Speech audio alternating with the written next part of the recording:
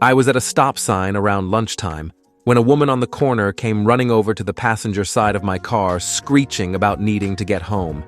I was driving a convertible with the top down. She didn't wait for an answer, just swung a leg over the door and plopped herself into the passenger seat, saying she'd give me $5 for gas. She told me she lived in a nearby low-income public housing project. I knew where it was, about 1.5 miles away. She was pretty tweaky, but somehow seemed fairly harmless. She never even glanced at me, didn't seem to be plotting something, never said another word. So here's the part where you can all give me shit. Please don't downvote me for my stupidity.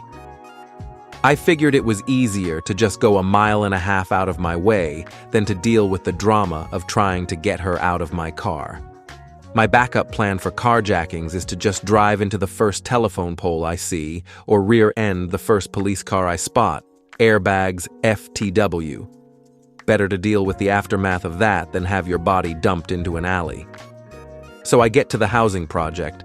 It was broad daylight, and I was right in front of the main entrance with people around, so I didn't feel in any danger. She hopped out and ran off. I wouldn't have taken the $5 even if she'd offered, which she didn't. But mostly I was pissed that she left the passenger door open as far as it could go. I got out to go around to close it when an older guy in a silver pickup pulls up.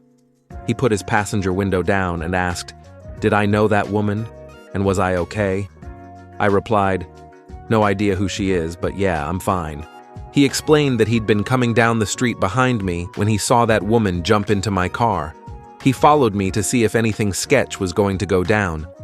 I was pretty stunned by the thoughtfulness and told him that, "Wow, thanks. That was a pretty awesome thing to do." He said, "I'd have punched that bitch right out of my truck."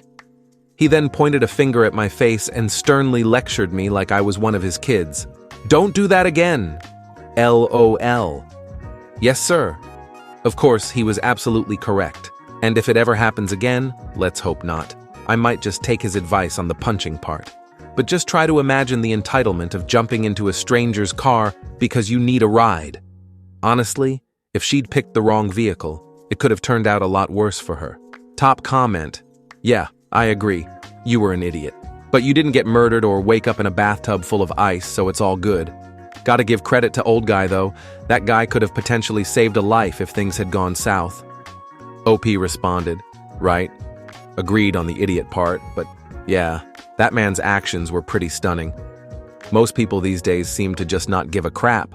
What do you think of this story? Comment below.